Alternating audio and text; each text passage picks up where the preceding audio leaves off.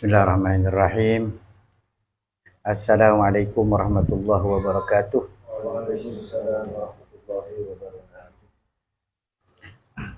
Bismillahirrahmanirrahim. Alhamdulillahil munfarid bil ijad. Wassalatu wassalamu ala sayyidina Muhammadin afdhalil ibad wa ala alihi wa sahbihi ulil bahjati war rasyad. Wa ba'd. Sebelum kita mulai kajian mampir pada malam ini, tepatnya malam Arafah, tanggal 9 bulan Dzulhijjah. Kita kirim Al-Fatihah dulu ila hadratin Nabi Mustafa Muhammadin sallallahu alaihi wasallam wa alihi wa sahbihi ajma'in, khususan ila ruhi Syekh Al-Alim Al-Allamah Muhammad bin Al-Fudali rahimahullah ta'ala wa nafa'na bihi wa bi'ulumi fid dharain amin. ثم إلى روح مشايخنا ومعلمينا أن الله يعلي درجة في الجنة وينفعنا ببركاتهم وأسرارهم وأنوارهم وعلومهم ونفعهم في الدين والدنيا والآخرة على هذه النية ولكل نية صالحة وعلى ما نواه سلف صالح. الفاتحة. أعوذ بالله من الشيطان الرجيم. بسم الله الرحمن الرحيم مالك يوم الدين إياك نعبد وإياك نستعين اهدنا الصراط المستقيم صراط الذين أنعمت عليهم غير المغضوب عليهم ولا الضالين آمين. بسم الله الرحمن الرحيم. الحمد لله والصلاة والسلام على سيدنا رسول الله سيدنا محمد بن عبد الله وعلى آله وصحبه ومن والاه. سبحانك لا علم لنا إلا ما علمتنا إنك أنت العليم الحكيم. بسم الله الرحمن الرحيم. نويت التعلم والتعليم والتذكر والتذكير والنفع والانتفاع والإفادة والاستفادة والحث على تمسك كتاب الله وسنة رسوله والدعاء إلى الهدى والدلالة على الخير ابتغاء وجه الله ومرضاته وقربه وثوابه سبحانه وتعالى. قال المصنف رحمه الله تعالى إلى أن قال وفاعلم.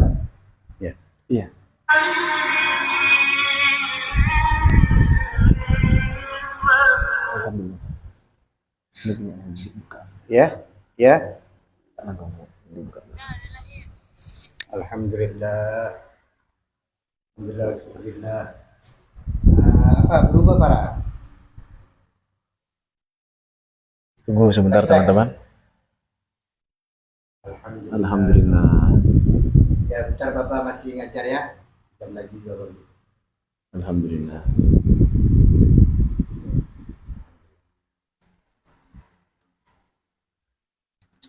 Ikut berbahagia, Ustaz.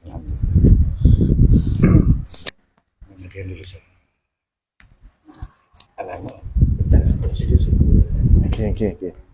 Saya buka dulu nih Ustaz ya. Saya ngobrol dulu ya.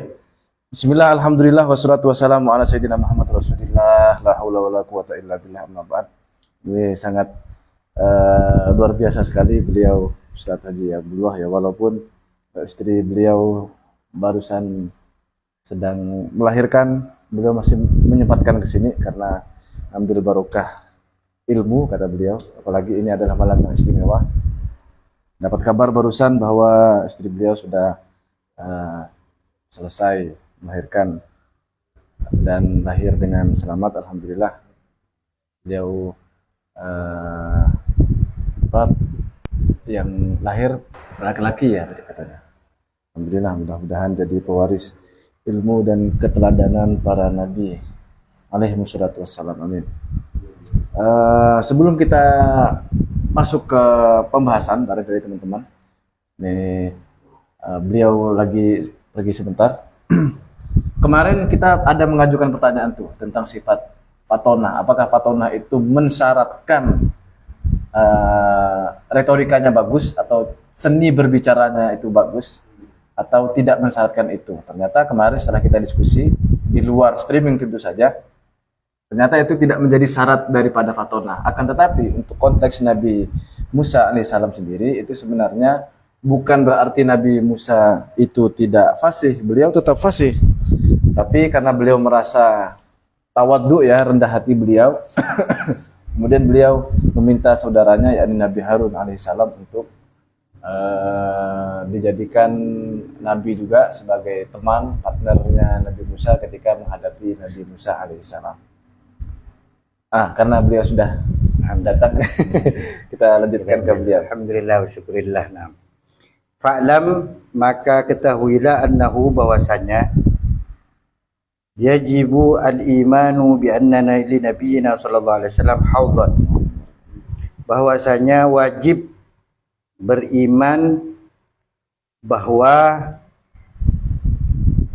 dimiliki oleh Nabi kita sallallahu alaihi wasallam, bahwa Nabi kita itu memiliki haudan, telaga.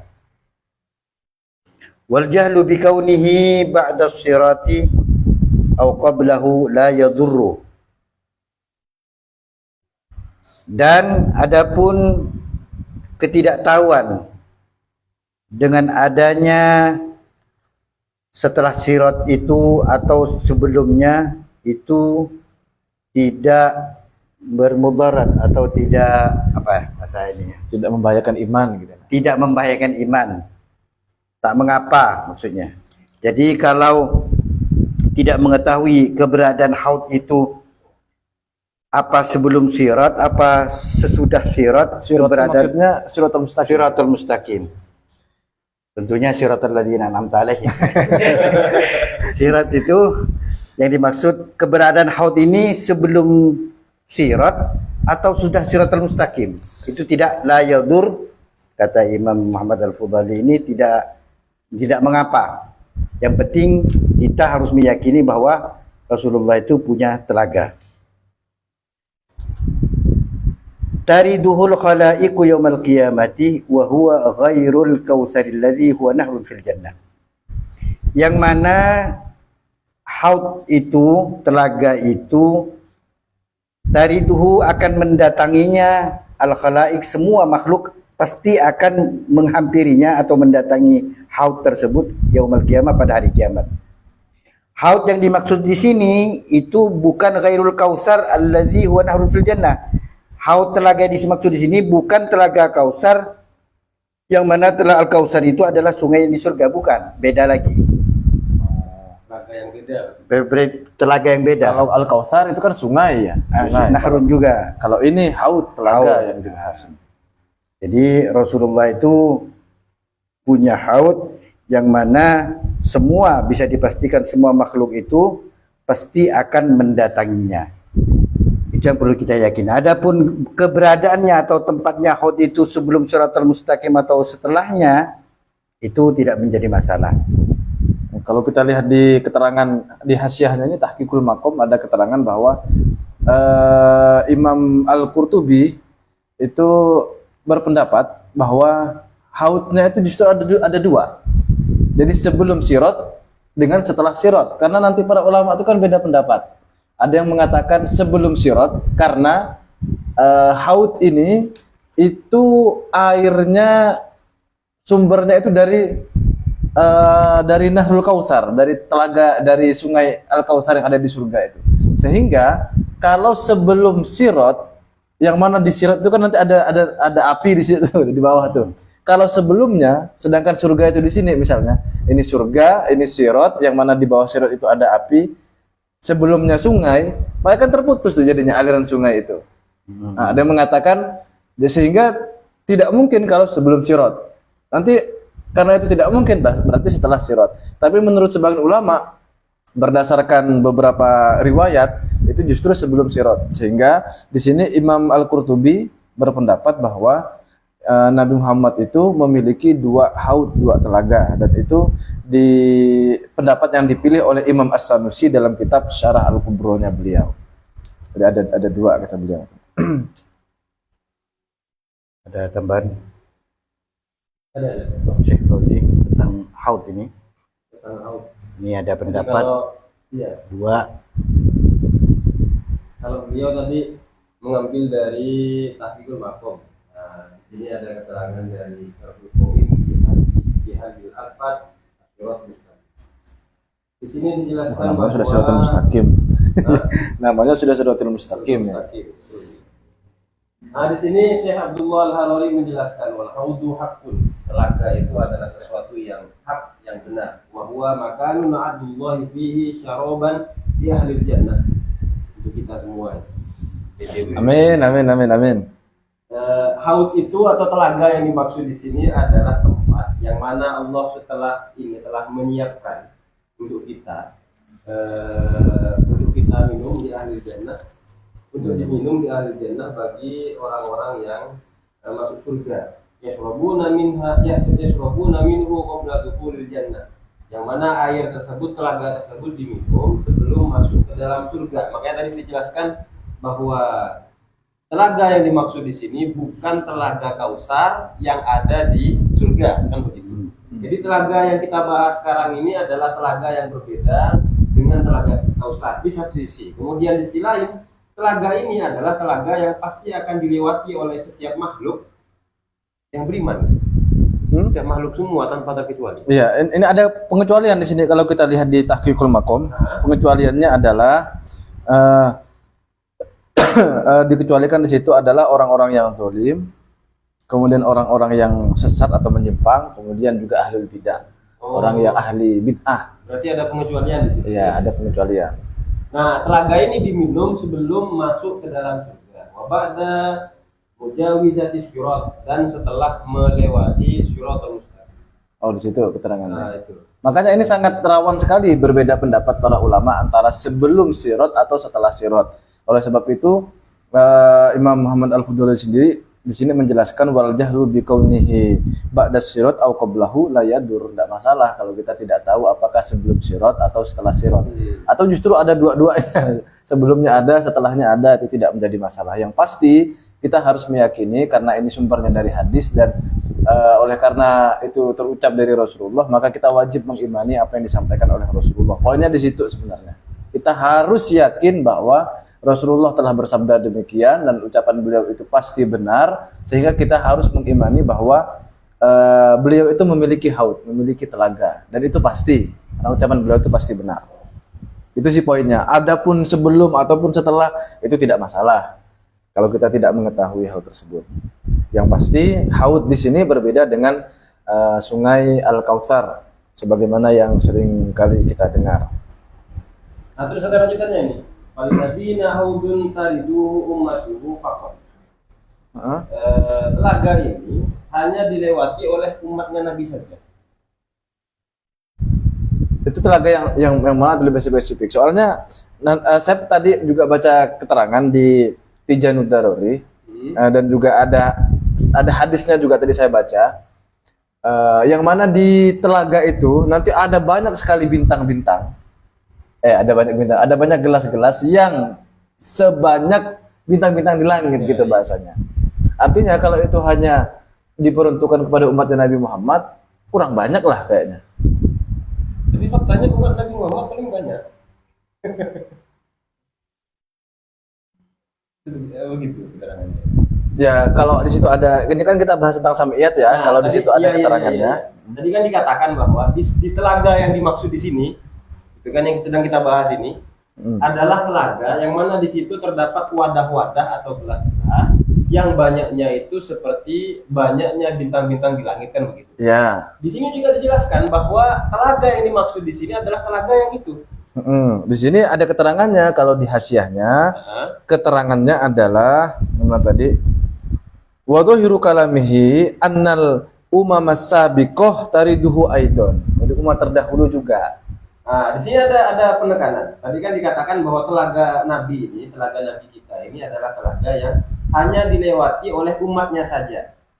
Kemudian la taridu umamu ghairihi. Tidak dilewati oleh umat selainnya, selain Nabi Muhammad. Oke, berarti perbedaan pendapat kan itu. Iya. Nggak masalah, yang penting kan pasti ada gitu ya. Pasti ada. Yang jelas itu ada. Ada. Nah, terus keterangan tambahan di sini tuluhu masiratu sahrin wa araduhu kadzalik. Panjangnya telaga yang dimaksud di sini adalah seperti panjangnya kalau kita melakukan perjalanan itu dari Mekah perjalanan 1 bulan. Oh, ada gitu ya? Iya, ada begitunya. Kemudian lebarnya juga sama. Panjangnya, lebarnya itu juga sama. Kalau ukuran lama gitu perjalanannya itu relatif. Karena kecepatan relatif. Harusnya jarak geografis. Kalau di hadis itu jaraknya geografis. Oh gimana itu?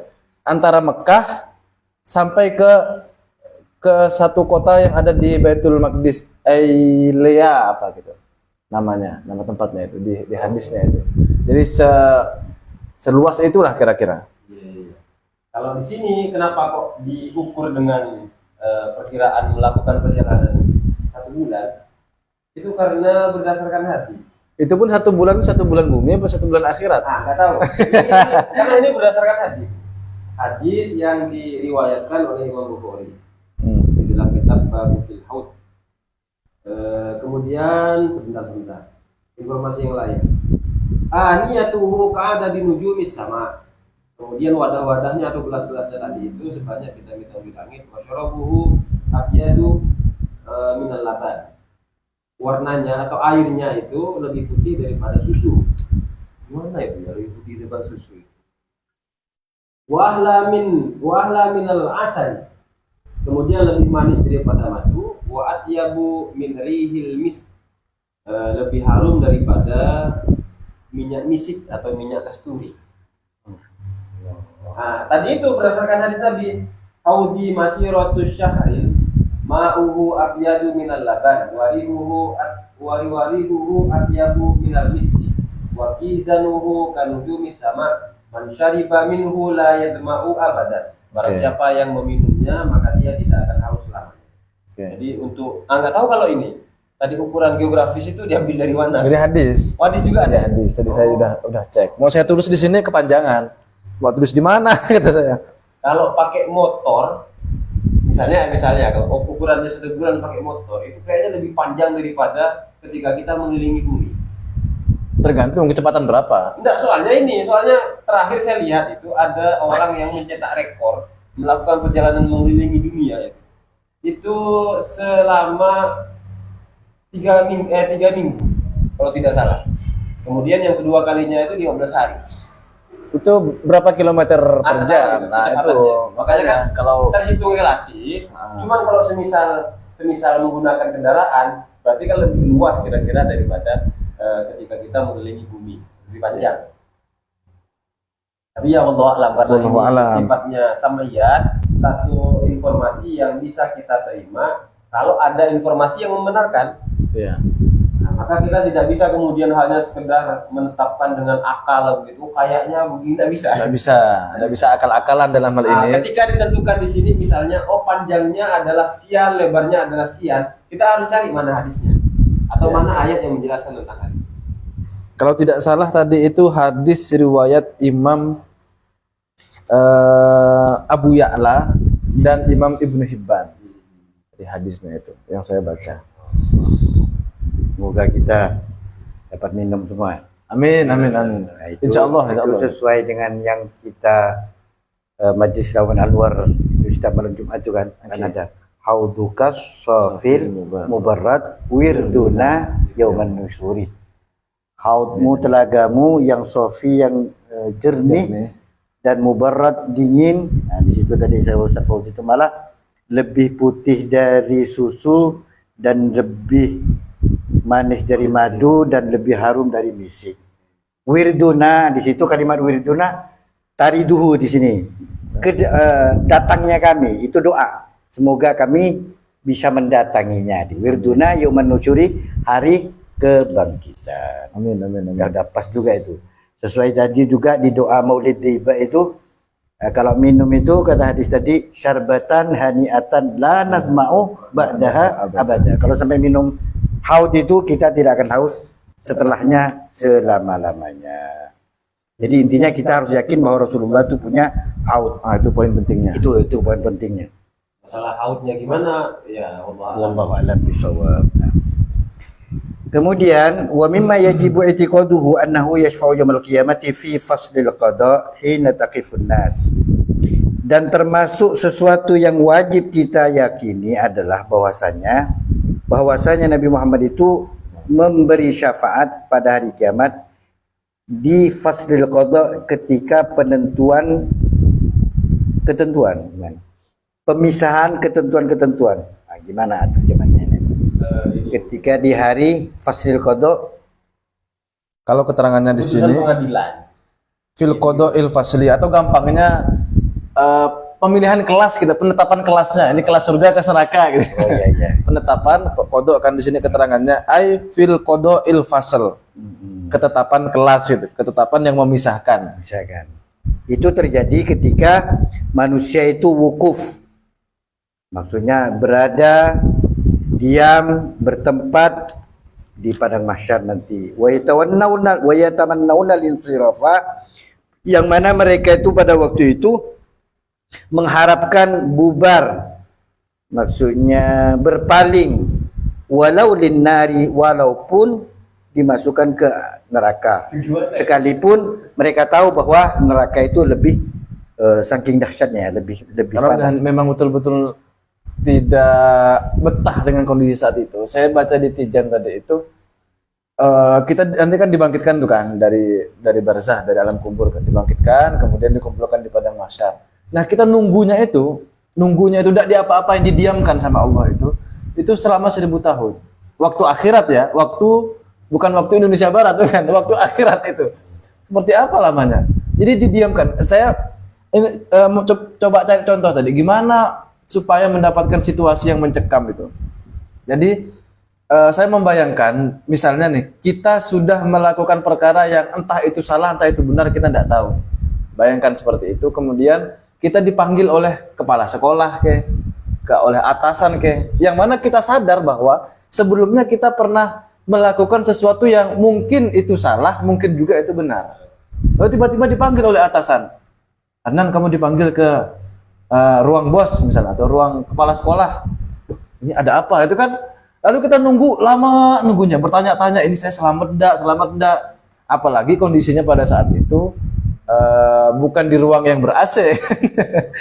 Bukan di ruang yang ber-AC, tapi konon mataharinya sangat dekat sekali, sejengkal gitu kan.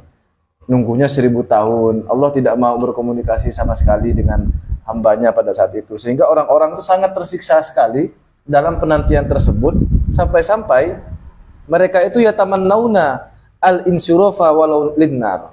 Mereka berharap, ayolah ini cepat selesai aja lah, tidak apa-apa lah, pokok saya mau beranjak dari tempat ini walaupun ke neraka. Tapi orang-orang itu begitu, saking tidak betahnya menunggu dan juga diabaikan oleh Tuhan ketika berkumpul ataupun menunggu di padang mahsyar tersebut. Nah, di sini yang disebut dengan hina takifun nas tadi itu, maksudnya itu di tempat, kalau lagi-lagi saya baca di Tijan itu mau kiful kisos, dari tempat kisosnya lah waktu itu, tempat perhentian yang ada di untuk memutuskan satu kisos lah. Ya, seperti itu tambahannya. Di situ yang perlu kita yakini bahwa beliau Rasulullah itu akan memberi syafaat, Akan memberikan syafaat. fayashfa'u fi insirafihim minal mauqif, maka beliau itu akan memberi syafaat ketika selesainya mereka dari mauqif, dari berdiamnya mereka di padang mahsyar itu. Wa hadhihi syafa'atu mukhtasatun bi sallallahu alaihi wasallam. Syafaat ini merupakan dikhususkan bagi beliau sallallahu alaihi wasallam. Jadi intinya bahwa beliau itu harus kita yakini akan memberi syafaat di padang mahsyar gitu umumnya. Di mauqif di padang mahsyar. Sebenarnya kalimat padang mahsyar itu sendiri sudah padang. Ya, Padang. Cuman kan bahasa Indonesia, Ustaz. Iya, Bahasa kasih Indonesia. padang. Bukan nasi padang. Sama dengan kita mengatakan hari raya Idul Adha. Padahal Id itu hari raya artinya gitu. Iya. Itu apa ya? Lebih meyakinkan gitu. Hari raya Idul Adha. Loh, Id itu hari raya. Hari raya Adha harusnya gitu. Yang betul hari Yaumul Adha atau Ya, malam Lailatul Qadar gitu aja. udah malam Lailatul lagi. Iya, masih Lailatul. Ya, ya. Itu namanya apa ya? Apa ya? Bukan kesalahan, apa namanya? Salah kaprah. Salah kaprah. Sama dengan di padang mahsyar. Sama juga kita bilang tadi telaga Kausar, telaga. Ya Kausar itu memang telaga gitu. Cuman namanya aja. Nah, lanjut ya. Wa mimma yajibu diqadu. Ada tambahan Ada lagi. tambahan, silahkan. Ada tambahan Tentang lagi syafaat. tentang syafaat ini. Jadi tadi kan disebutkan bahwa wahadi syafaatul mukhtasatun bihi sallallahu alaihi wasallam, itu dikhususkan untuk Nabi. Ya, ini keterangannya. Lagi-lagi masih di kitab Tijanud Daruri. ketika Nabi Muhammad itu memberikan syafaat kepada orang-orang yang mana orang-orang pada saat itu kan sudah melakukan penantian yang panjang sampai 1000 tahun diabaikan oleh Tuhan. Bahkan pemuka-pemuka agama, tokoh-tokohnya, bahkan sebagian berpendapat ulama-ulama yang mengamalkan ilmunya akhirnya berinisiatif, ayo kita buat aliansi, kita buat perkumpulan, kita minta bantuan, ayo minta bantuan ke siapa? Coba kita pergi ke Nabi Adam. Pergi ke Nabi Adam, minta tolong, berikan pertolongan dan seterusnya. Nabi Adam bilang, saya tidak bisa. Coba kamu pergi ke Nabi Nuh. Pergi ke Nabi Nuh juga tidak bisa. Nabi Adam itu mengkhawatirkan terkait larangan yang pernah beliau langgar, yakni makan sajaroh itu, makan pohon kurma, pohon khuldi ya. Kemudian pergi ke Nabi Nuh. Nabi Nuh juga khawatir. Saya dulu pernah mendoakan orang-orang tenggelam. Kemudian pergi ke Nabi Ibrahim. Nabi Ibrahim Pernah nyembelih. Nabi Ibrahim itu mengkhawatirkan 3 ucapan beliau yang akan dianggap oleh orang-orang itu berbohong. Yang pertama ketika bilang yang tentang ini yang menghancurkan yang paling besar di antara mereka. Kemudian yang kedua adalah inni sakim, saya lagi sakit, padahal beliau secara fisik tidak sakit, tetapi yang dimaksud oleh beliau itu hatinya sebenarnya. Kemudian yang ketiga, ketika suatu hari beliau pergi ke satu tempat lalu melewati kota, yang mana kotanya itu ada seorang raja namanya Raja Soduk, yang mana Raja Soduk itu hobinya menikahi istri orang. Lalu ditanya, ini dengan kamu perempuan ini siapa? Kata Nabi Ibrahim, ini kalau dibilang istri saya, dia suka ngembat istri orang. Lalu jawaban Nabi Ibrahim itu, laha ukhti, ini saudara perempuan saya. Lalu ketika keluar dicubit lah oleh istri beliau itu. Jadi selama ini kamu menganggap saya sebagai saudara? Nah, tambahan aja. Jadi dianggap sebagai saudara. Lalu kata Nabi Ibrahim, ya maksud saya itu saudara seiman. Gitu. Jadi tidak berbohong juga Nabi Ibrahim. Saudara seiman. Nabi Ibrahim, istrinya ya? Istrinya. Jadi saudara seiman maksudnya. Nah, jadi Nabi Ibrahim khawatir terkait hal itu, bukan khawatir ke apa yang dilakukan sebenarnya, tapi tidak enak ke Allahnya. Nah, karena para nabi dan para rasul itu para kekasih Allah kan tidak merasa takut kan di dalam kondisi seperti itu. Justru mereka itu bukan takut ke apa yang telah mereka perbuat, tapi lebih ke sungkan di hadapan Allah gitu sebenarnya. Kemudian nanti pergi ke Nabi Musa juga. Nabi Musa suatu ketika pernah tanpa sengaja, nanti itu pembahasannya di pembahasan amanah nanti, pembahasan amanah. Nabi Musa itu pernah suatu ketika mendorong orang, maksudnya itu mendorong aja, didorong pas mati, saking kuatnya itu Nabi Musa itu. Nah makanya nanti saya baca di Hasyiah wa Tahdzib itu, Syarah Kharidah Bahiyah, Syekh Said Pauda itu nanti ada penjelasan tentang amanah. Salah satunya adalah kalau apa yang dilakukan itu masih dalam wilayah taklifi, disadari dan ada ikhtiar di situ. Nah, di situ masuk ke ranah amanah. Masuk. Tapi kalau di luar itu, saya kayak tadi cuma dorong biasa, kok tiba-tiba mati? Ini kan bukan di wilayah ikhtiari, bukan. Nah, maka itu tidak termasuk daripada tanda kutip dosa, tidak dianggap sebagai dosa. Nabi Musa khawatir dengan itu. Kemudian nanti coba kamu pergi ke Nabi Isa. Nabi Isa bilang, aduh saya khawatir, saya dianggap Tuhan sama ibu saya. Ditijak gitu. Saya dianggap Tuhan oleh sebagian orang ini.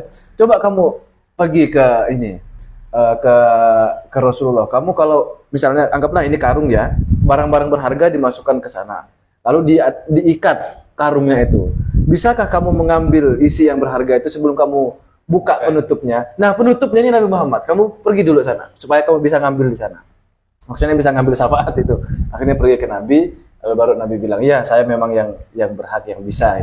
Lalu Nabi Muhammad sujud di hadapan Allah, kemudian tasfa, irfa roksaka, angkat kepalamu wahai Rasulullah, kemudian berilah syafaat maka akan diberikan syafaat.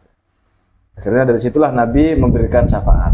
Nah, ketika memberikan syafaat itu, itulah yang disebut sebagai awwalu maqamil mahmud.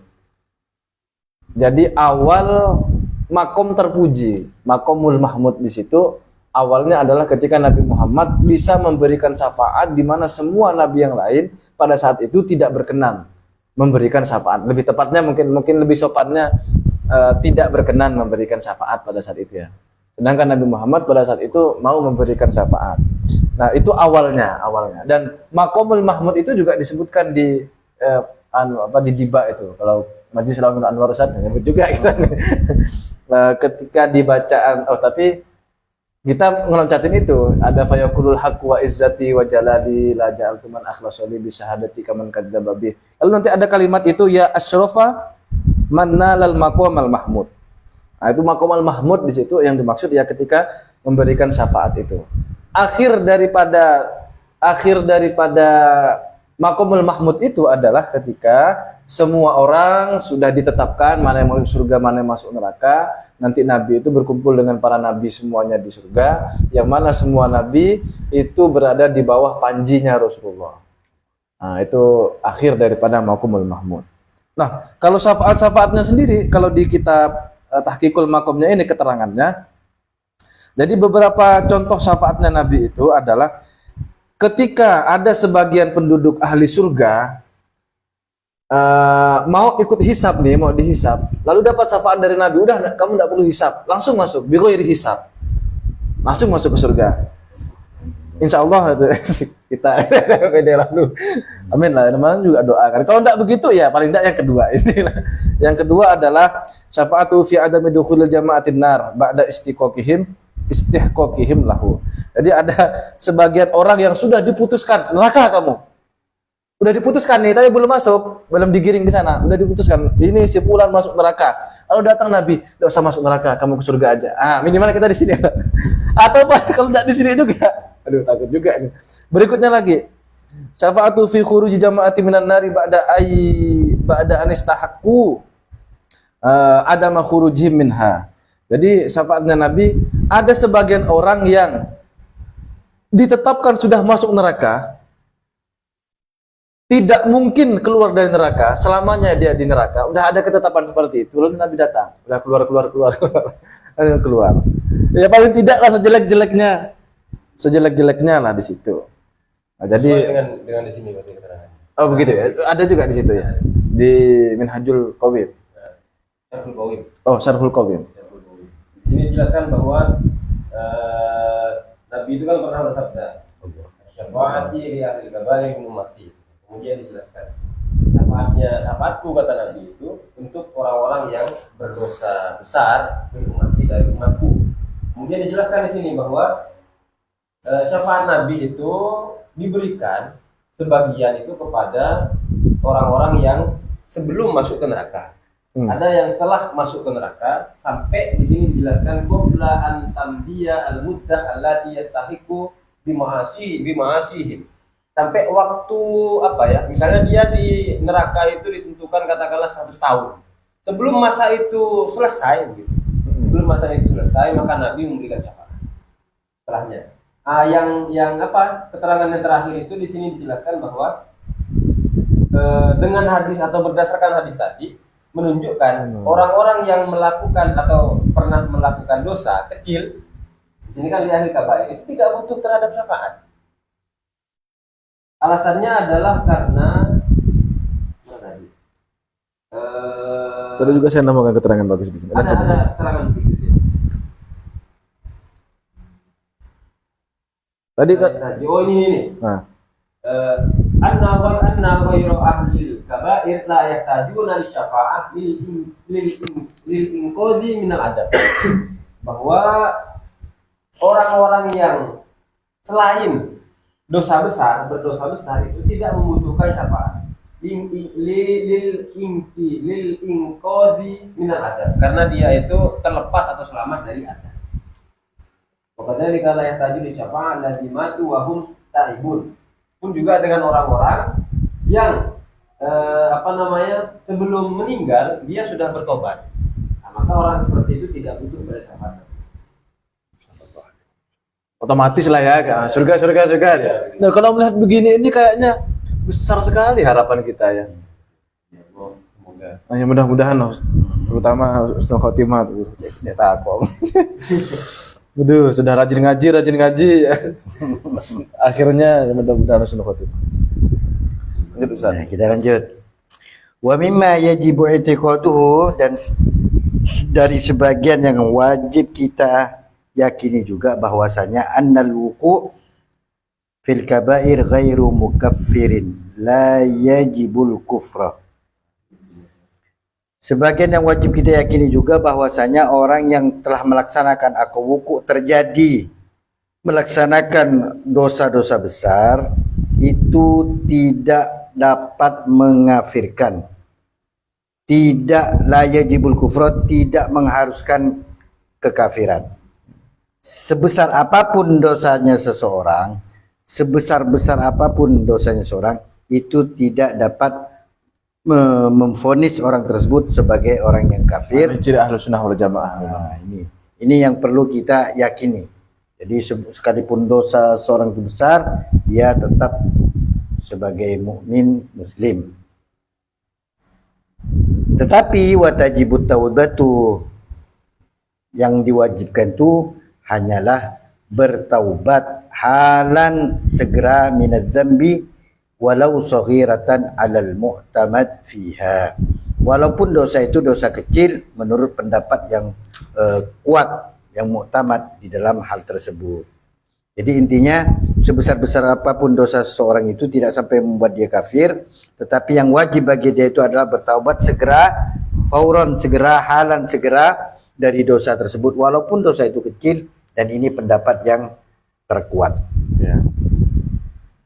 Kalau keterangan yang lain di sini, walaupun ini pendapat ya, jangan dijadikan acuan, tapi untuk apa ya, untuk supaya kita harapan makin tinggi aja. Di sini ada sebagian yang berpendapat tajibu atau batu halan minal kabirati dunas saghirati ditakfiriha bil wudu'i wa nahwihi. Jadi wajib untuk bertaubat segera itu untuk orang yang berbuat dosa besar. Sedangkan orang yang berbuat dosa kecil itu tidak wajib, katanya, karena dengan cara berwudu dosa-dosa sudah gugur atau sejenis wudu atau hal-hal yang ibadah-ibadah gitu loh. Dengan melakukan ibadah-ibadah, dosa-dosa kecilnya otomatis sudah gugur menurut sebagian pendapat ulama. Mungkin itu juga yang menjadikan faktor kenapa pelaku dosa-dosa yang kecil itu tidak dimasukkan dalam kategori orang yang butuh dengan syafaat. Karena ya gampang lah cara menghilangkannya begitu. Walaupun kalau dari sudut pandang tasawuf sendiri, sudut pandang ilmu tasawuf yang pernah saya dengar itu, ini bukan masalah dosa besar ataupun dosa kecil. Jadi tidak dilihat dari sisi dosanya, tapi kepada siapa dia melakukan dosanya itu. Nah, itu saya baru baru paham betul waktu itu.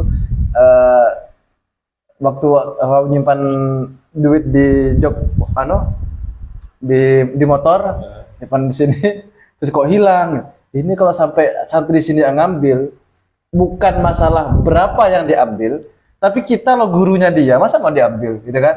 Nah, jadi dari situ, oh ini mungkin salah satunya yang dimaksud dengan yang pernah kita pelajari di ngaji tasawuf dulu itu.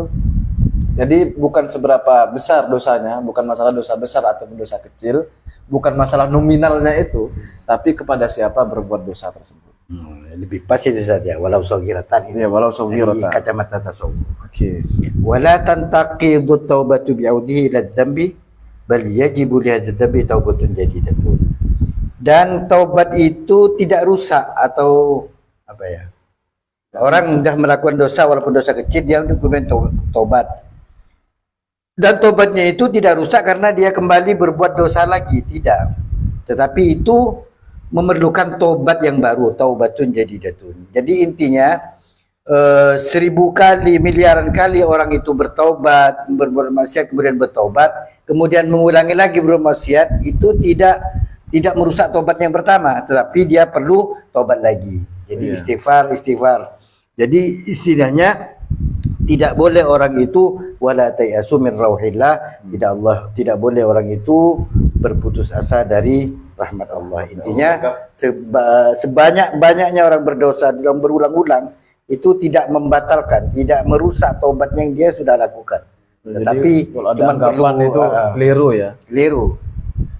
Ya, itu juga termasuk cara untuk mengatasi keputusasaan. Orang-orang putus asa itu kan biasanya terjadi karena dia itu menganggap bahwa apa yang telah terjadi di masa lalu adalah satu kesalahan yang tidak bisa diperbaiki di masa depan.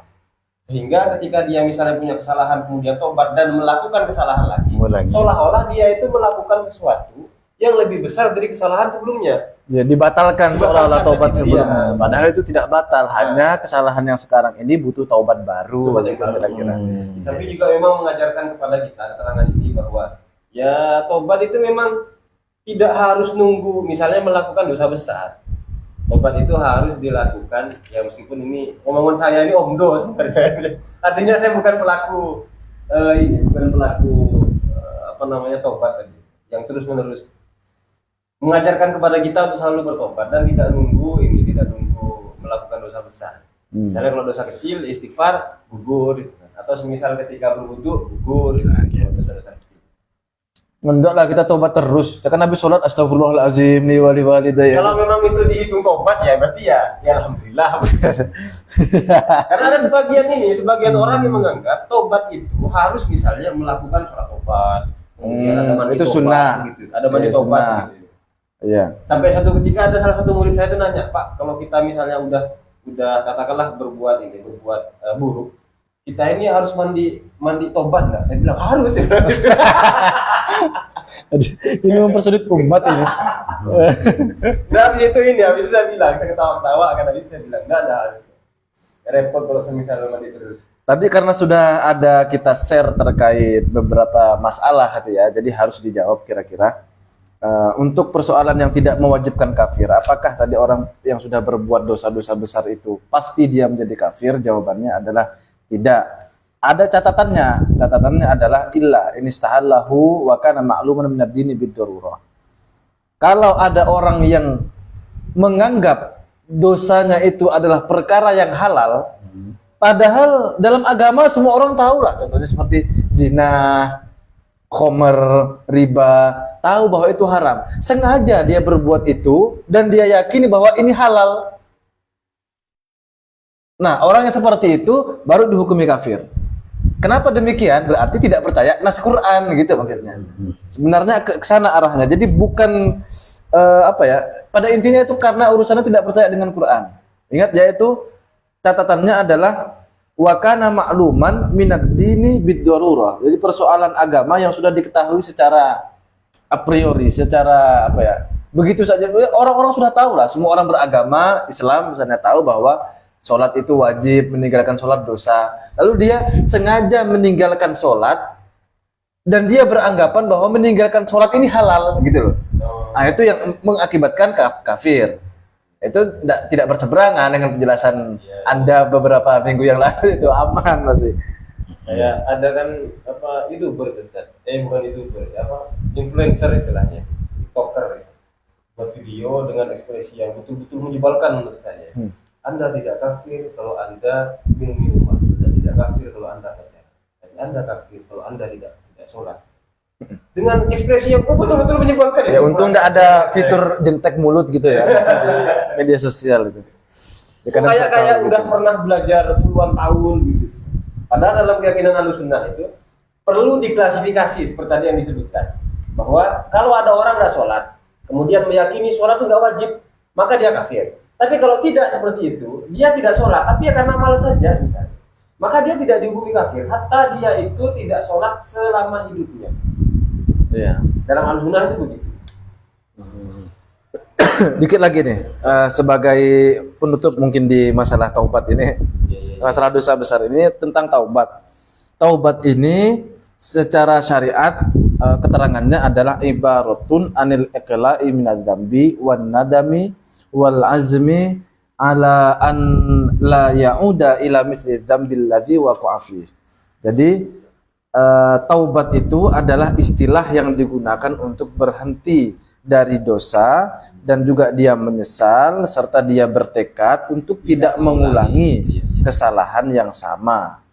Itu taubat. Jadi taubat itu harus berhenti dari dosanya. Kemudian yang kedua menyesal. Kemudian yang ketiga harus ada tekad untuk tidak mengulangi. Dari tiga hal ini yang paling a'dzam dari al-umur salatah itu adalah an-nadamu. Jadi penyesalan, harus ada penyesalan. Maka karena itu ada sebuah hadis di sini dikutipkan bahwa an-nadamu taubatun. Jadi penyesalan itu sudah taubat sebenarnya. Sedangkan syarat sahnya bertaubat itu ada tiga. Yang pertama langsung bacakan poinnya saja di kitab Hasyiah ini. Yang pertama adalah belum sampai masa sakaratul maut, belum naza. Jadi taubat sebelum naza. Kalau sudah naza, sakaratul maut, dia bertobat, udah tidak bisa taubat. Contohnya seperti Fir'aun. Fir'aun sudah tenggelam tuh. Saya lihat di TikTok, inilah rekaman detik-detik Fir'aun mau bertobat. Lalu rekamannya suara orang nyelam dalam air tuh, Ustaz. Bocah-bocah nih kita saya. Kalau ini. Saya tahu kan.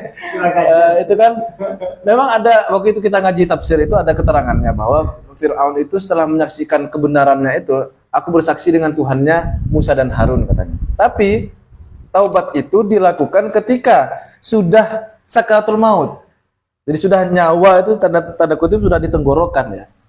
Kemudian yang kedua, syarat sahnya taubat adalah sebelum matahari itu terbit dari barat. Belum kiamat lah, belum masuk ke fase awal kiamat. Kemudian yang ketiga adalah meminta halal dari dosa-dosa yang berkaitan dengan sesama manusia. Ini dengan cara entah itu mengembalikan kesalahannya, artinya saya sudah mencuri nih, apa yang mau kamu lakukan? Ah, dikembalikan. Ya sudah, saya curi balik atau saya ambil sebagai gantinya gitu, atau minta ibroihi. Dia minta pembebasan nih. Ya sudahlah, saya halalkan kan. Nah, di sini contohnya ghibah, makanya nanti dibahas ghibah tuh kan. Jadi ghibah itu udah ngomongin orang nih. Seporana bari kok malah sandasan kakek. Ada bilang begitu. Jadi 3 itu syaratnya taubat. Pertama tidak sampai pada sakaratul maut, kemudian belum terbit matahari itu dari barat, kemudian yang ketiga kalau itu berhubungan dengan manusia minta halalnya.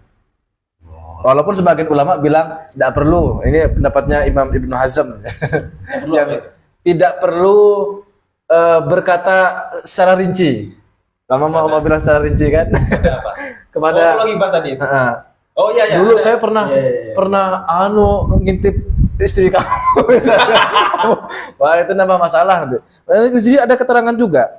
Bahkan untuk yang ketat itu untuk seorang pezina itu tidak cukup hanya sekedar bertobat, tapi harus bilang ke walinya itu atau ke suaminya misalnya bahwa dulu sebelum dia menjadi istri kamu dia sudah tidur sama saya misalnya begitu. Itu ada keterangan begitu, harus dibilang dan minta maaf atas hal tersebut.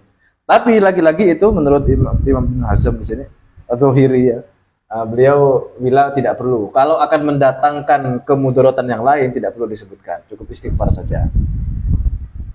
Nah, kalau di anak saya pernah buat klasifikasi penjelasan secara ringkas terkait dengan tobat dari dosa ghibah tadi.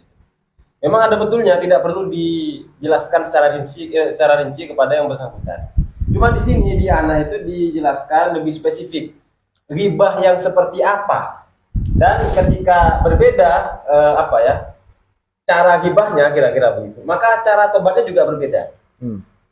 Di sini dijelaskan sama ini di anak itu bahwa kalau misalnya kita ngeghibah seseorang gitu kan, membicarakan keburukan orang lain dan informasi itu tidak sampai kepada yang bersangkutan, misalnya saya membicarakan Ustaz Bayu misalnya, kan beliau nggak hadir kan ya, saya membicarakan keburukan Ustaz Bayu dengan siapa? Dengan Adnan misalnya. Kemudian informasi tentang pembicaraan buruk tentang Ustaz Bayu ini nggak sampai ke telinganya, maka cukup bagi saya caranya bertobat itu adalah dengan memohonkan ampun kepada Allah terkait dengan atau untuk Ustaz Bayu, begitu caranya yang pertama itu. Terus yang kedua, kalau sampai kedengeran kepada yang bersangkutan, misalnya Ustaz Bayu tahu nih, oh ternyata Fauzi sama Adnan ini misalnya ngomongin keburukan saya di belakang, sampai informasi itu kepada dia, maka cara tobatnya adalah harus datang kepadanya, mohonkan ampun kepada Ustaz Bayu, untuk Ustaz Bayu itu. Kemudian yang kedua adalah datang kepadanya, ceritakan apa saja yang dibicarakan, dan kalau perlu sebutkan siapa yang hadir di situ. Kemarin saya membicarakan keburukanmu, ada saya, ada Adnan, ada Ustaz Abdullah, harus disebutkan. Nah itu penjelasan yang lebih rinci. Makanya kalau semisal kita ghibah dan informasi itu belum sampai, itu segera memohonkan ampun untuk orang tersebut kepada Allah. Ya cukup berdoa saja, Allah ampuni dia misalnya. Sepertinya ini biar dibacakan dulu matannya oleh beliau. Barangkali beliau juga mau Aja. lanjut. Jadi sebelum saya tutup, Anda Ustaz, jenengan baca matannya dulu dengan penjelasannya mungkin. Setelah itu jenengan kalau mau lanjut. nah, karena Kegiatan. waktunya tinggal 3 menit nih. Oh iya, iya, iya. Kita disiplin ya. Jadi kita rangkum dulu bahwasanya inti dari keterangan tadi bahwa kita harus yakin bahwa Rasulullah itu punya haud. Yang kedua, Rasulullah itu punya syafaatul uzma di hari kebangkitan nanti. Dan yang ketiga, kita harus berkeyakinan bahwa siapapun yang pendosa besar itu tidak sampai mengkafirkan dengan catatan dia tidak meyakini bahwa hal yang sudah masyhur itu dia yakini, diingkari. Sebaliknya, dalam contoh, dia tidak sholat tapi karena malas dia berdosa besar. Tapi kalau dia mengatakan sholat itu tidak wajib, maka dia kafir. Dan yang lainnya juga seperti itu.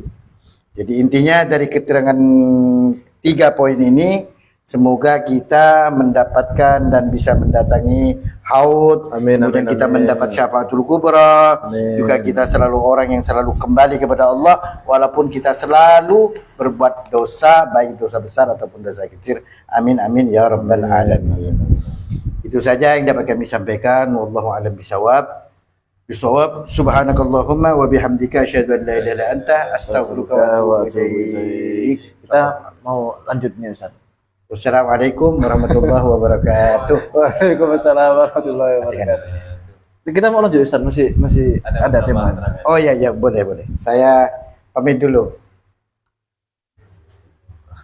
Jangan kemana-mana. Jangan netizen. kemana-mana masih.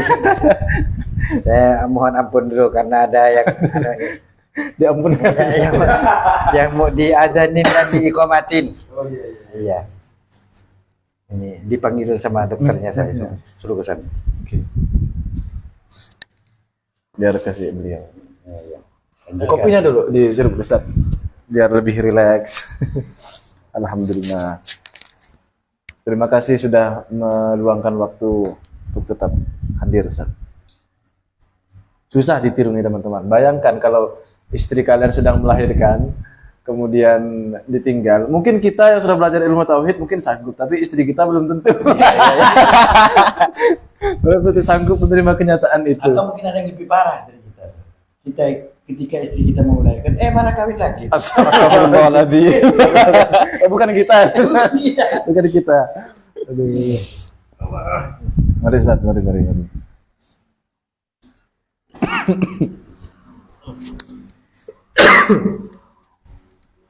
Ya Allah.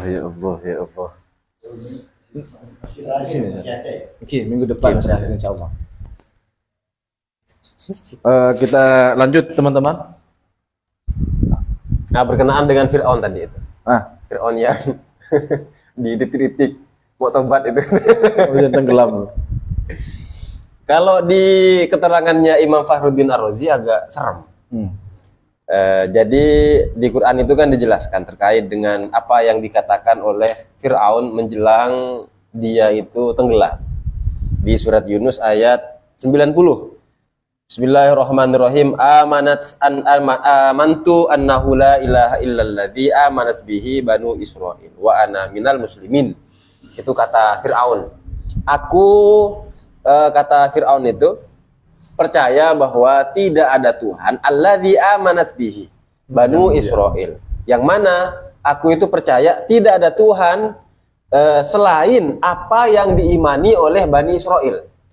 Wa ana minal muslimin, dan aku termasuk orang-orang yang berserah diri. Kata Imam Fakhruddin Ar-Razi, kalimat ini kan menunjukkan bahwa Fir'aun itu mau tobat dengan mau login ke agama Islam gitu kan.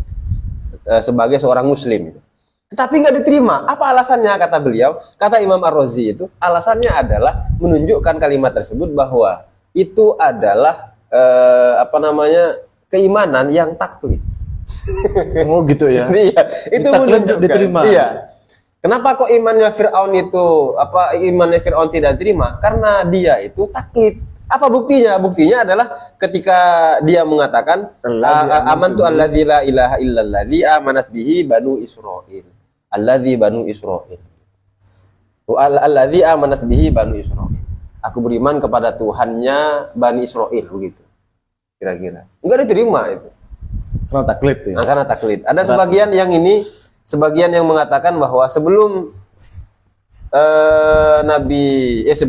sebelum Firaun itu tobat, sama malaikat Jibril itu disumpel mulutnya itu. Tapi itu Israiliyat. Israiliyat itu. Saya ya. sudah lihat soalnya. Kenapa kok Israiliyat? Karena sudah jelas di sini bahwa Firaun itu mengatakan seperti tadi di surat Yunus ayat 90 itu. Ya ada beberapa alasan sih. Awalnya saya lihat FYP di TikTok waktu itu. Sejak umur berapa kamu tahu bahwa Firaun sempat bertaubat? Cuman datang malaikat Jibril mengambil tanah dari lautan dan memasukkannya ke dalam mulutnya Firaun. Masa sih? Iya, kayaknya pernah ada waktu di tafsir pas kita ngaji itu. Saya cek lah. Ternyata itu keterangan yang dikutip di TikTok itu terpotong. Keterangan berikutnya wahada batilun itu dipotong. Aduh. Berarti menyertakan teksnya itu berarti. Di mana? Yang di TikTok itu? Enggak, ceritanya alurnya sama. Sama seperti itu. Ya entah dia dapat dari mana, asal kutip saja. Padahal sebenarnya itu tidak tepat. Nah, terkait dosa besar ini karena sudah agak leluasa ya. Tadi saya agak buru-buru rasanya karena melihat beliau beberapa kali melihat HP ya. Sangat maklum sekali. Di sini karena ini pembahasan ilmu kalam ya. Inilah perbedaan antara ahlus sunnah wal jamaah dengan orang-orang khawarij atau dalam konteks ini sekarang adalah wahabi. Bernafsu sekali ngomongnya. Dan juga orang-orang murjiah. Yang mana ahlus sunnah wal jamaah di sini dikatakan bahwa wa ulima min dzalika, diketahui dari hal tersebut annadzunub kismani, bahwa dosa itu terbagi menjadi dua. Yang pertama kabair, dosa-dosa besar. Yang kedua shawair, dosa-dosa kecil. Wa dhahabat al khawariju sedangkan orang-orang khawarij itu berpendapat ila annaha, sesungguhnya dosa-dosa itu kullaha kabair, semua dosa itu adalah dosa-dosa besar. Jadi dosa apapun yang dilakukan pasti dosa besar. Dosa besar kafir, begitu. Iya. Mungkin kalau Wahabi sekarang tidak se ekstrim Khawarij inilah, tidak se ekstrim itu. Kemudian wal murji'ah, murji'ah ini berpendapat bahwa ila annaha kullaha annadzunub mana tadi? Ila annaha kullaha sawair. Orang-orang murji'ah berpendapat bahwa semua dosa adalah dosa kecil. Makanya nanti menurut orang-orang murji'ah itu kalau ada orang Islam kemudian dia secara zahir terlihat dia menyembah berhala, kita tanya, "Keimanan kamu iman kepada Allah enggak?" Iman kepada Allah. Ya sudah, itu berarti tidak dianggap sebagai dosa gitu. Iya. Kalaupun ada orang yang betul-betul berbuat dosa, itu dianggap sebagai dosa kecil karena itu hanya sekedar fisik saja. Katanya seperti itu. Hidup.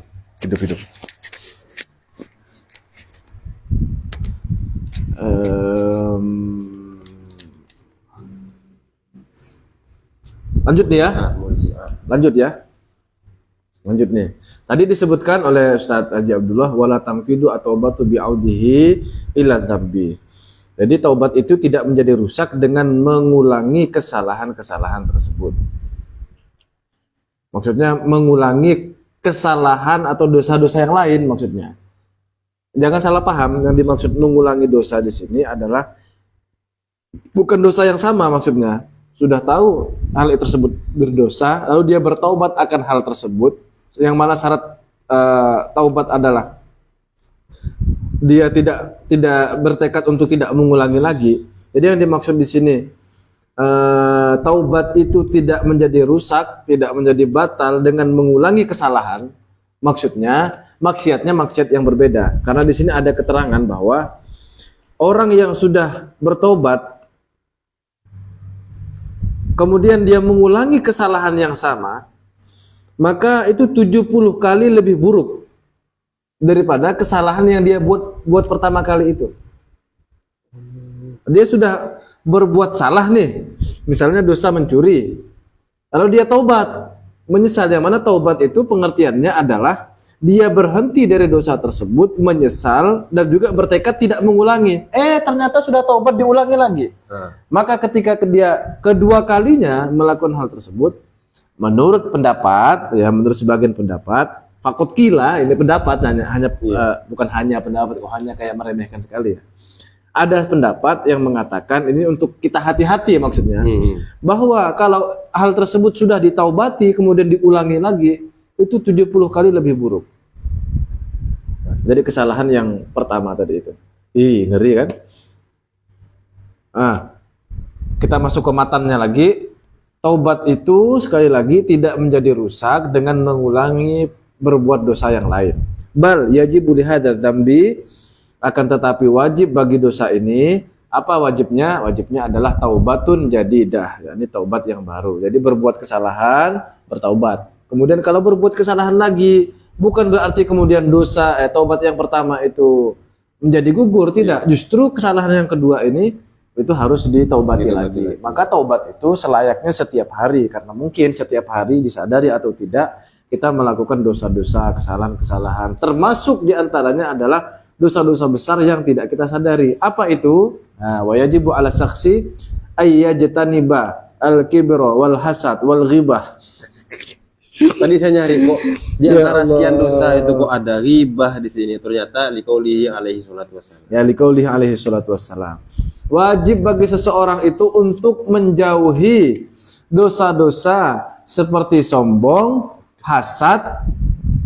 Hasad ini bahasa Indonesianya hasud. Cuman hasud itu yang dipahami oleh orang-orang awam lebih ke namimah, adu domba.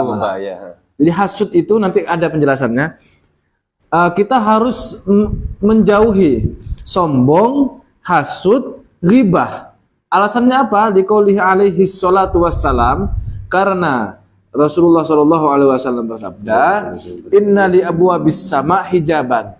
Sesungguhnya pintu langit itu langit-langit itu memiliki pintu. Ada satir. Yang mana? Gimana sih?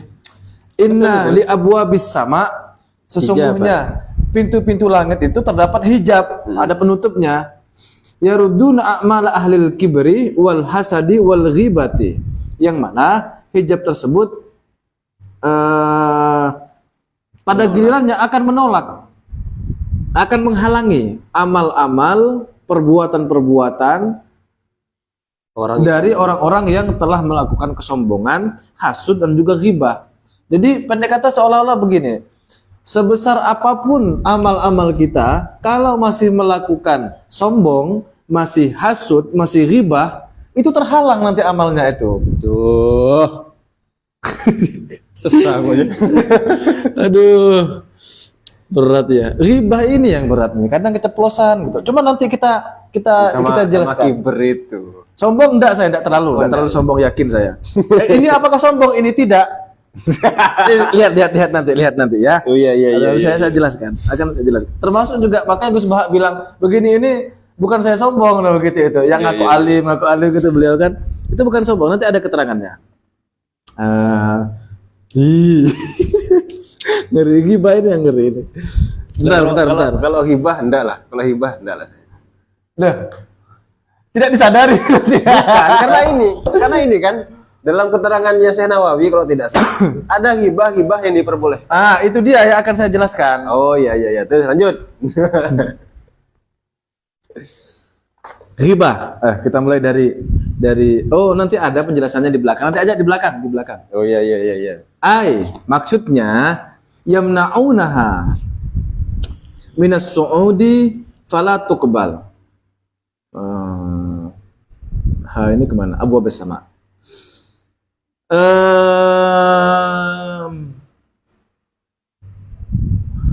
Amal-amal kita itu menjadi terhalang, menjadi tercegah untuk naik, tanda kutip naiknya, ke hadirat Allah Subhanahu wa taala sehingga tidak diterima.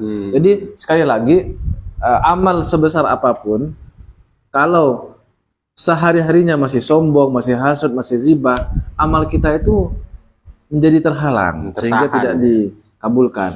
Wal hasadu. Dari pengertian hasad dulu nih. Apa itu hasad atau bahasa Indonesianya hasud? Apa itu hasud? Hasud adalah tamanni zawali ni'matil ghair, yakni berharap hilangnya nikmat yang diberikan pada orang lain. Jadi orang lain nih beli kulkas baru misalnya.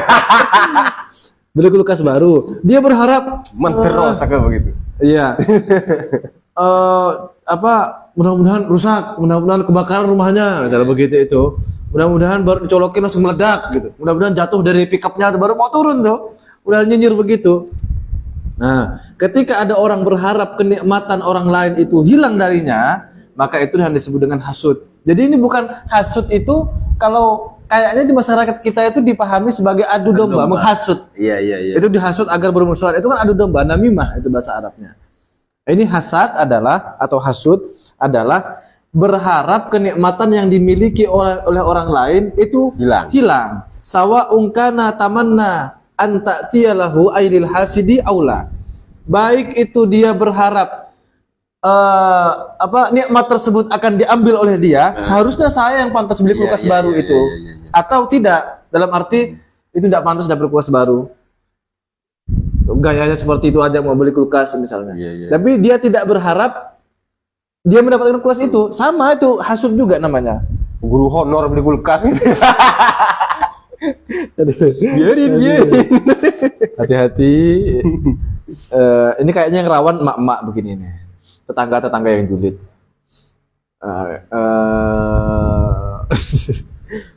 Itu tetangga udah beli mobil baru, harusnya kita yang pantas. Iya. Hati-hati. Saya nggak ada begitu. Hati-hati. Alhamdulillah ta'ala nggak ada. Ini kan otokritik, takutnya. Wal kibru. Nah, ini sombong nih. Ini dengarkan definisi sombong baik-baik. Sombong itu apa? Sombong adalah batrul haqqi wa ghumsul khalqi, yaitu menolak kebenaran. Satu. Yang kedua, meremehkan orang lain, meremehkan makhluk. Jadi yang dimaksud dengan sombong itu misalnya ada orang lain nih. Oh, ini ada maknanya nih. Wa makna batrul haqqi, makna daripada menolak kebenaran. Sombong kan dua tuh cirinya. Pertama menolak kebenaran, yang kedua merendahkan makhluk. Apa itu yang dimaksud dengan menolak kebenaran? Maksudnya adalah radduhu ala qailihi. Jadi dia mengembalikan ucapan tersebut pada si penuturnya. Ada anak kecil negur kita, udah tahu apa kayak Kicong? Tahu apa kamu? Kamu itu tidak mondok, kamu bocil, gitu. Kamu itu anak kecil, kamu itu anak muda kemarin sore. Padahal yang diomongkan betul, hati-hati. Itu adalah ciri orang sombong. Saya ditegur adik saya, kalau itu benar ya harus diterima. Saya ditegur sama anak saya, walaupun masih 2 tahun, kalau itu benar ya diterima. Saya ditegur istri saya, ya harus terima kalau itu benar. Sebaliknya, kalau itu ditolak, itulah ciri daripada orang yang sombong. Pertama, batrul haqqi. Insya Allah agak aman lah kita dari sini ya. Yang kedua, wa makna ghamsul khalqi. Sombong itu ciri yang keduanya adalah ghamsul khalqi, yakni meremehkan makhluk. Apa maksudnya? Adalah al-istihza'u bihim, yakni mengejek, menganggap rendah, ya membuli pada orang lain. Dan ini kan maksudnya anggapan rendah, ini kan persepsi. Kita betul-betul ingin merendahkan dia. Nah, kita ini kan biasanya biasa kan begini, ketika mengklaim bahwa kayak kita lah di hadapan murid-murid. Masa kita mau ngaku saya orang bodoh? Tidak mau mereka belajar ke kita, kan begitu. Jadi di hadapan murid-murid kita menganggap, kita akan bilang bahwa saya ini yang pinter. Di hadapan yang lebih awam. Sedangkan di hadapan guru kita, goblok 100%. Auto menjadi goblok. Kalau sisi itunya sih, ya artinya dalam konteks ini ya. Dalam konteks ini, misalnya ketika ditanya, kita ini ketika mengatakan begitu sombong atau tidak. Kalau yang saya rasakan, tidak. Artinya sejauh yang saya pikirkan tidak ketika mengatakan begitu. Tidak, maksudnya tidak sombong. Oh, tidak sombong. Apa ya? Kayak semisal kalimat yang salah satu kalimat atau kata yang sangat dihindari oleh Bayu, misalnya bodoh, kan satu kalimat yang sering kita ucapkan. Ya. Sebenarnya kalimat itu tidak betul-betul dialamatkan kepada lawan bicara. Cuman karena terkadang bahkan seringkali orang-orang yang tidak belajar itu tidak sadar bahwa dirinya bodoh, maka perlu ada hentakan. Hentakan, ya. Sering tuh. Udah bodoh, sombong lagi. Begitu. Maksudnya kalau udah bodoh ya jangan sok manggung. Ini termasuk kita juga nih maksudnya. Iya. Kalau sudah terlanjur manggung, ditegur orang, kalau salah ya terima kasih, diterima begitu maksudnya. Ini ditegur, enggak mau begitu itu. Iya. Lalu dibilang, tahu apa kamu mondok baru kemarin? Nah, sudah ditegur begitu. Itu mengembalikan kepada qailihi, si penuturnya tidak boleh atau memandang rendah. Ketika bilang yang itu orang itu bodoh-bodoh misalnya.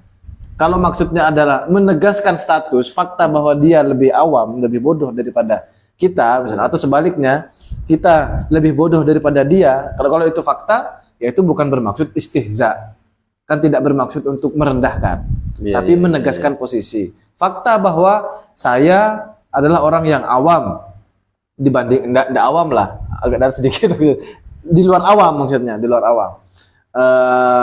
Karena kan kita udah mondok kan, udah nyantri lah, ada bekal dikit-dikit. Tapi jelas masih bodoh. Itu juga problem. Kalau kita misalnya menganggap diri kita bodoh, seolah-olah kita menganggap apa yang telah diperjuangkan oleh para guru itu percuma. Misalnya ya saya bilang, enggak kok saya cuma santri yang bodoh begini begitu. Seolah-olah itu mengatakan dengan bahasa yang lain bahwa enggak kok dulu ketika guru saya mengajarkan saya itu enggak ada gunanya, kepada saya enggak ada efeknya gitu. Enggak lah, tidak bermaksud seperti itu. Iya, makanya untuk mempertegas tadi bahwa ketika kita mengatakan demikian, mengatakan bahwa kita punya misalnya spesialisasi di bidang ini, punya keahlian di bidang itu tidak dalam rangka menyombongkan diri, tidak. Kalau saya pribadi itu, prinsip saya adalah mengatakan seperti itu dalam rangka untuk menunjukkan bahwa apa yang telah dididik oleh guru kita kepada diri kita ini, itu bukan sesuatu yang percuma dan memiliki dampak yang sangat besar. Ya untuk urusan khilaf, wallahu a'lam. Barangkali ada ucapan-ucapan yang kemudian didasarkan pada nafsu itu yang saya khawatirkan maksud saya. Makanya ketika di sini dibahas yang dimaksud dengan sombong itu adalah khamsul khalqi al-istihza'u bihim, merendahkan atau menghina orang lain. Takutnya ketika mengatakan orang bodoh, pernyataan seperti itu diikuti dengan nafsu ya. Iya, agak rawan karena jengkel dan seterusnya. Maka tadi ini agak bahaya ini sebenarnya. Iya. Tapi kalau betul hak, insya Allah enggak ya? Iya. Insya Allah tidak. Insya Allah tidak. Aman lah ya, insya Allah lah. Semoga, ini kan harapan aja. Nah, lanjut ya. Wa yajibu aidon ayyat surukan namimata. Wajib juga kita itu untuk meninggalkan namimah, adu domba. Adu domba dalam tanda kutip bukan berarti betul-betul ada dua domba lalu diadu, bukan. Maksudnya mengadu antara dua orang. Wahia, apa itu adu domba? As-sa'yu bainan nasi ala wajhil ifsad, yakni usaha untuk merusak hubungan antara dua orang, antara satu manusia dengan manusia yang lain. Kemudian ini gimana kita hasut bahasa Indonesianya kan, jadi hasut. Dia itu begini diprovokasi sehingga hubungan antar satu orang dengan orang yang lain itu menjadi rusak. Jubahnya ini lebih baik daripada hasut itu. Jangan ikutin. Sensor. Di annahu waroda, karena kenapa kok namimah juga harus dihindari? Karena ada hadisnya. La yadkhulul jannata qattatun, tidak akan masuk surga siapa qattatun, tukang adu domba. Bi fathil qafi wa tasdidit ta'il al-mutsanna min fawqi ba'daha alifun wa akhiruha ta'un mutsanna min fawqi aidon. Nah, itu masalah teknis. Qafnya ditasdid, ta'nya gimana sih? Qafnya di fathah. Kemudian taknya bertasdid, berharokat fathah dan seterusnya. Kalimat qattat itu. Titik sampai di situ ya. Kita lanjutkan sedikit tadi masalah ghibah. Wastathna minal ghibati,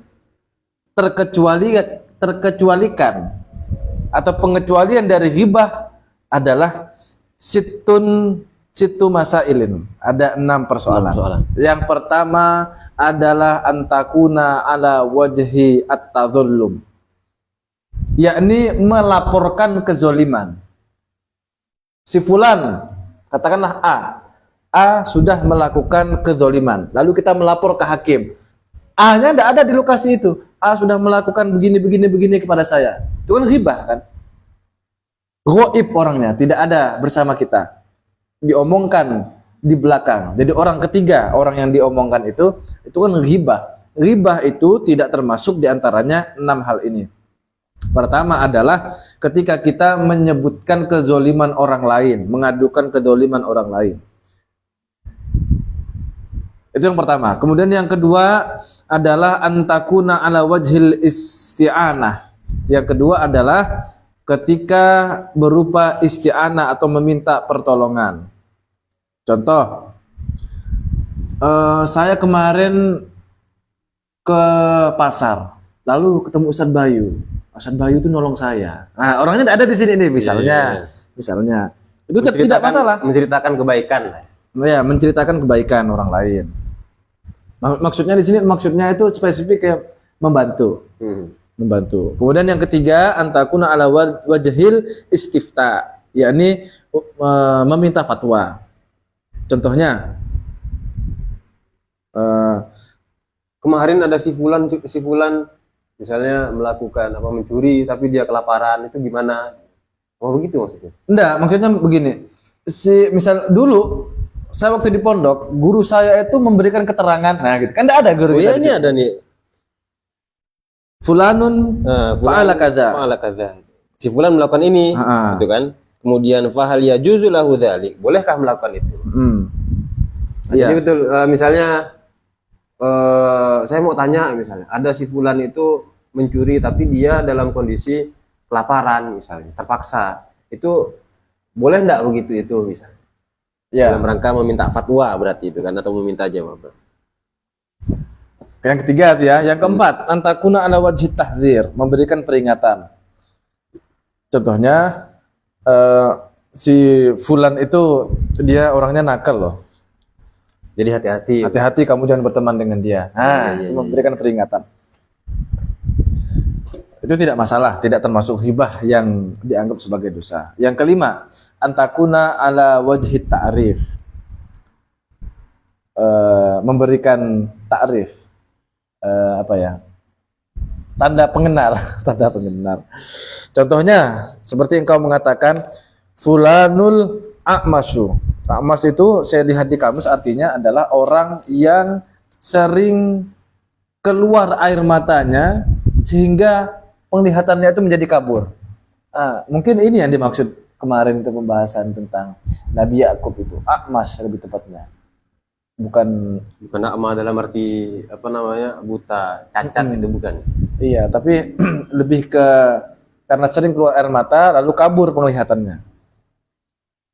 Misalnya itu loh, misalnya fulan pincang itu loh misalnya. Maaf ini contoh aja, contoh. Jadi menyebutkan nama orang lain agar dikenal itu tidak termasuk. Oh, yang misalnya ada dulu teman kita namanya Dayat. Dayat yang mana? Kan Dayat banyak ada Dayat yang Tonggos itu. Karena tidak tidak ada mentang-mentang bukan ghibah langsung ngegas. Enggak, maksudnya tidak ada identitas untuk menetapkan kekhasan seseorang itu sehingga dikenali. Iya. Kalau semisal ada yang lain ya pakai yang lain kan, begitu maksudnya ini kan. Iya. Jadi yang nomor 5 itu kalau tujuannya agar dikenal tak masalah. Kemudian yang udahlah aja. Yang keenam, antakuna fi fasikin mutajahirin. Untuk orang yang fasik itu dia sering melakukan dosa, mutajahirin kecil atau besar, menunjukkan terang-terangan. Terang-terangan dia tidak puasa bangga, tidak sholat bangga, mabuk-mabukan bangga, curi motor bangga, narkoba bangga. Wah, begitu itu sudah jelas bahwa dia melakukan seperti itu, lalu kita sebutkan kesalahan-kesalahannya. Tujuannya adalah untuk menegur dia. Ayo kita yuk kumpulkan orang-orang. Si Anu itu dia sudah beraksi sekarang. Kita sebutkan kesalahannya. Ayo kita tegur dia sama-sama misalnya. Nah itu tidak masalah. 6 hal ini tidak masuk dalam kategori ghibah. Oh, dengan tujuan untuk menegur ya? Iya, tujuannya untuk menegur. Jadi membicarakan orang yang melakukan kefasikan secara terang-terangan dalam rangka untuk menegurnya. Gitu. Bisyartin di sini kan keterangannya bisyartin antarta bahu bima fasaqo bihi. Jadi kita tujuannya itu mengungkap kefasikannya Hmm. dan menegur dia dari apa yang telah dia lakukan. Iya, Itu tujuannya. Berarti kalau hanya semisal ada nih orang dia melakukan keburukan secara terang-terangan, kemudian kita hanya menghibah saja di belakang, membicarakan keburukannya. Apa tujuannya tuh? Kalau Tanpa tujuannya dia- memperingati, tak masalah juga. Kalau semisal ini ya, apa Jangan namanya? berteman dengan dia loh. Oh, Nah, iya, tak masalah. Betul, betul. Jadi semisal kalau ada pembicaraan seperti itu, saya berbicara dengan orang yang mana orang ini nggak tahu perbuatan si fulan itu misalnya. Jadi nggak dipersoalkan berarti. Tidak itu. ada gibah. Misalnya juga ada si A nih. Si A itu dia agak bocor kalau ngomong, suka ember misalnya. Ember. Suatu ketika kita ngasih tahu kawan kita, kalau kayak begini, kamu jangan ceritakan ke anu ya, itu mulutnya agak ember tuh. Oh, iya, misalnya. iya. Kasih peringatan gitu kan. Udah kalau begitu saya selamat dari hibah. Belum tentu. Kita Insya udah Allah, insya Allah. kita udah tekad Saya ya. ingat saya begitu, ingat saya. Kadang kita ini udah tekad. Bismillah, habis Ramadan, revolusi. Jangan sampai ghibah. Pagi-pagi habis sholat subuh. Kamu tahu nggak? Astagfirullahaladzim. Hop. Saya bilang, hop. Berhenti ghibah. Anggaplah itu mengingatkan kita. Boleh jadi kan. Boleh Kalau jadi. udah ada kalimat kamu tahu nggak, berarti kan kita nggak tahu sebenarnya. Biasanya itu. Ya, kadang- diduga kita tidak tahu. Nah, gitu Akhirnya kadang dikabarkan. difasilitasi oleh TV lagi. Acara gosip. Itu kan ghibah itu. Iya. Kayak kasus kemarin itu, Mbak Im Wong sama Paula itu kan rame itu perbincangannya. Enggak terlalu tahu saya itu. Penting. Saya tahu dari istri. Oke, sampai mana tadi? Mana tadi? Oh. Aidon sampai Aidon itu. Aidon. Wa mahallu ma taqaddama. Wa mahallu ma taqaddama min hurmatil hasad. Konteks daripada keharaman hasud, yakni berharap nikmat dari orang lain itu hilang, illam takun an ni'matu hamilatan lil mahsudi alal fujur. Maksudnya konteks keharaman hasad itu kalau kita berharap kenikmatan tersebut hilang dari orang selain daripada orang yang sering melakukan dosa. Artinya gampang ya. Tadi saya muter-muter juga baca ini. Gini nih. Bukan orang hasud ya, bukan orang pendosa nih. Dia beli motor, lalu kita mudah-mudahan tabrakan misalnya begitu itu. Hasud kan berharap nikmat itu hilang darinya. Padahal bukan pendosa. Tidak boleh begitu. Itu hasud. Hasud itu boleh begini. Ada ahli maksiat nih. Kaya dia. Oh, mudah-mudahan miskin. itu bukan hasud. Itu bukan hasud.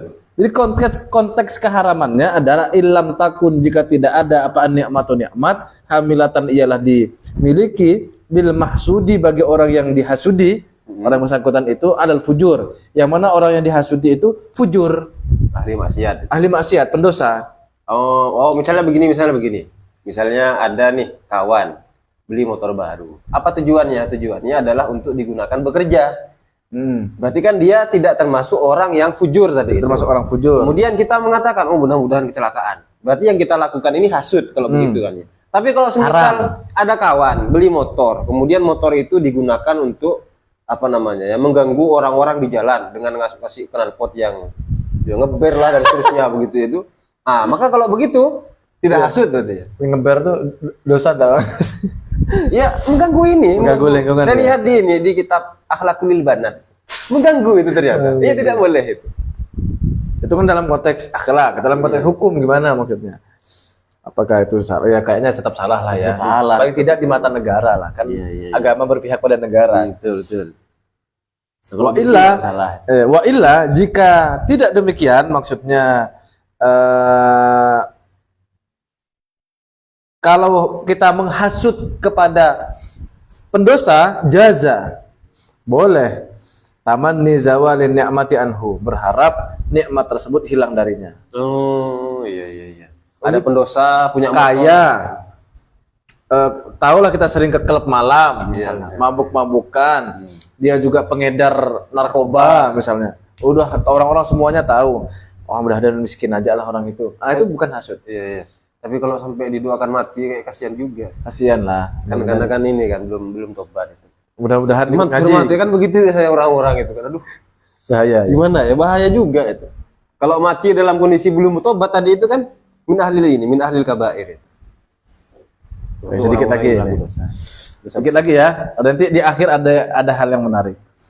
Wa mimma yajibu i'tiqaduhu, termasuk dari hal yang wajib kita yakini adalah anna ba'du manirtakaba.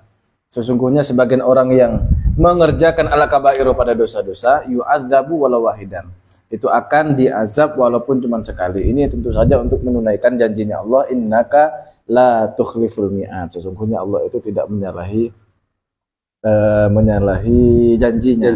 Jadi orang yang sudah melakukan dosa besar itu akan diazab. Itu keyakinan kita ya. Keyakinan kita ini agar muncul rasa khauf, rasa takut di dalam diri kita.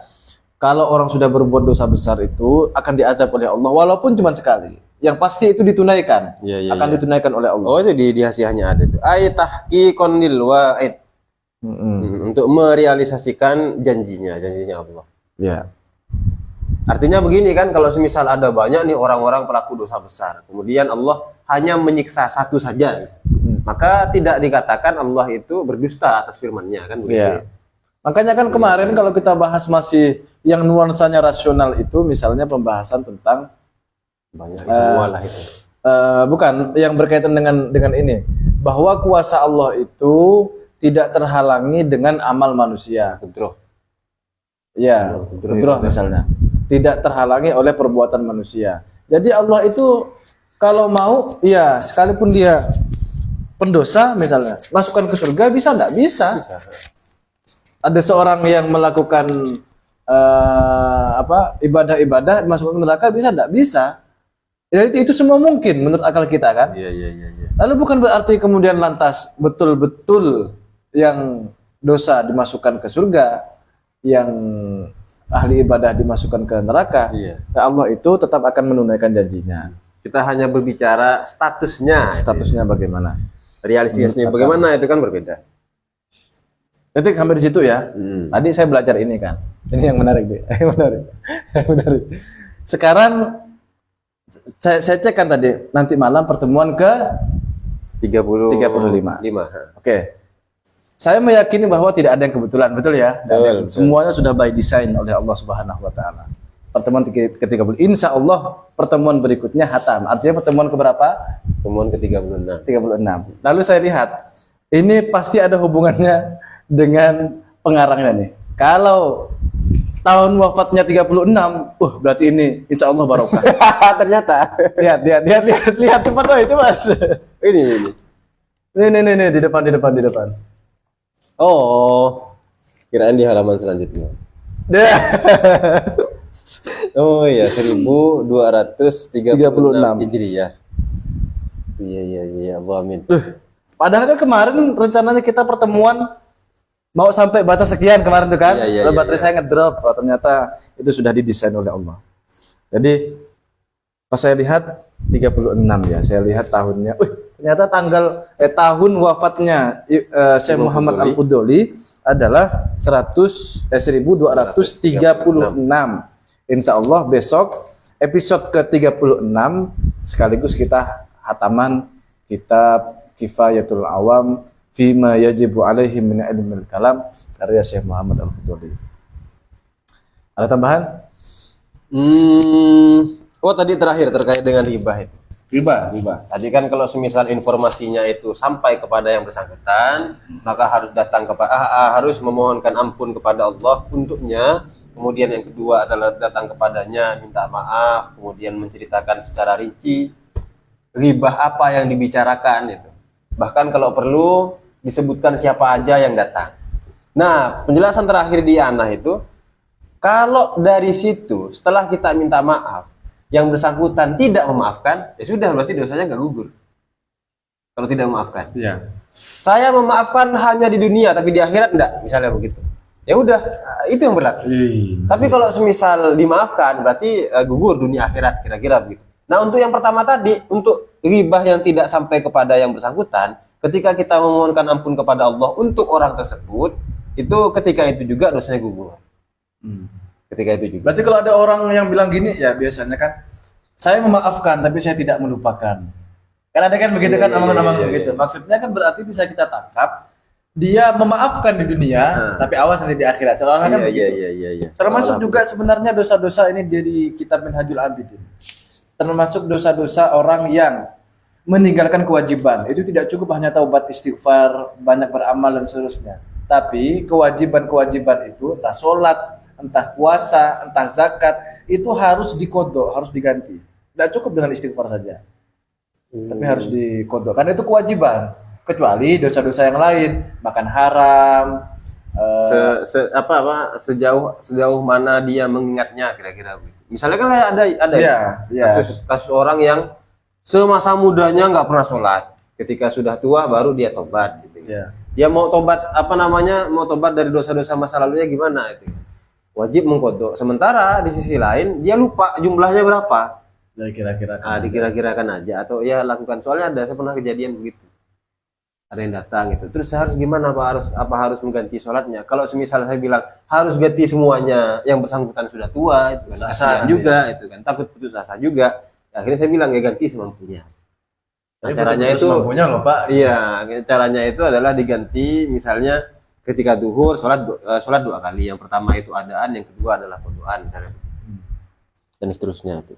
Jadi kan sebisa mungkin kita itu ketika memberikan jawaban, berilah jawaban yang tidak membuat putus asa kepada yang bersangkutan. Bahaya kalau sampai putus asa. Apa lagi ya? Sudah 1,5 jam. Oh, 1,5 jam. 1,5 jam. Mana? Sudah ya? Boleh. Oke, kita sudahi pertemuan ke-35 ini. Insya Allah di pertemuan berikutnya, pertemuan ke-36, sekaligus kita hataman kitab Kifayatul Awam Fima Yajibu Alaihim Ilmul Kalam karya Syekh Muhammad Al-Fuduli. Sampai jumpa di pertemuan yang akan datang. Mudah-mudahan kita semua senantiasa mendapatkan berkah dan bertambah keimanan kita, kecintaan kita kepada Allah dan juga Nabi Muhammad SAW. Wallahu yuwafiquna ila sabilil anbiya'i wal mursalin wa ila makhairi nahdlatul ulama wan nahdiyin. Assalamualaikum warahmatullahi wabarakatuh. Waalaikumsalam warahmatullahi wabarakatuh. Baik,